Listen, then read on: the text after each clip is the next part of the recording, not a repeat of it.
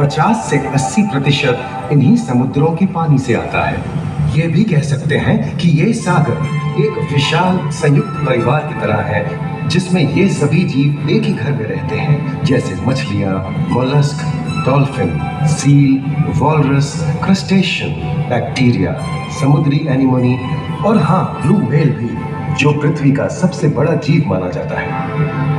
और जंतु ही नहीं, इन समुद्रों में पौधों की भी लाखों प्रजातियां पाई जाती हैं। इन विशाल समंदरों का पानी हमारी पृथ्वी का लगभग 3/4 हिस्सा है। इस धरती पर 5 बड़े महासागर हैं: आर्कटिक, अटलांटिक, हिंद, प्रशांत और दक्षिणी महासागर। ये सागर इतने महत्वपूर्ण हैं कि इनका तापमान और लहरें दुनिया के हर हिस्से के मौसम पर असर डालते हैं, चाहे वो मौसम कितना ही खतरनाक क्यों ना हो।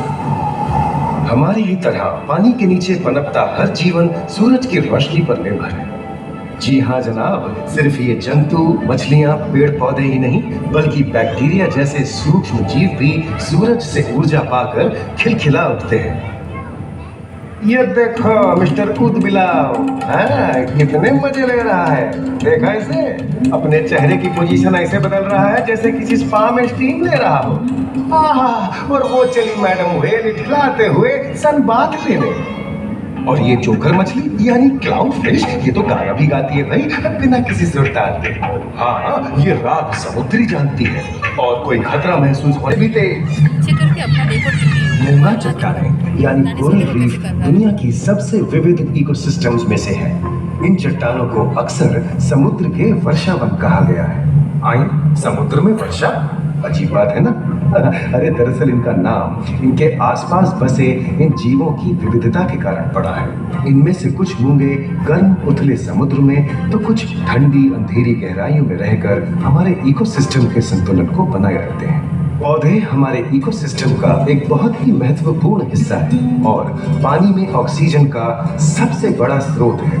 इस नीले पानी में मौजूद कई पौधों में से एक बहुत ही महत्वपूर्ण पौधा है फाइटोप्लैंक्टन, जो पूरी दुनिया की ऑक्सीजन की जरूरत का लगभग 50% बनाकर हमारा अस्तित्व बनाए रखता है। इन समुद्रों में पहुंचने वाली सूरज की रोशनी की मात्रा के हिसाब से उन्हें 3 क्षेत्रों या परतों में बांटा गया है। सतह के सबसे नजदीक वाली परत को यूफोटिक जोन या सनलाइट जोन कहा जाता है। जाहिर है कि यहाँ सूरज की सबसे ज्यादा रोशनी पहुंचती है और 90% समुद्री जीवन इसी परत में मौजूद है। अगली गहरी परत को डिस्पोटिक जोन या ट्वाइलाइट जोन कहा जाता है। इस परत तक सूरज की सिर्फ 1% रोशनी पहुंचती है, जो पौधों के जिंदा रहने के लिए काफी नहीं है। तीसरी और सबसे गहरी परत एफोटिक जोन या मिडनाइट जोन है।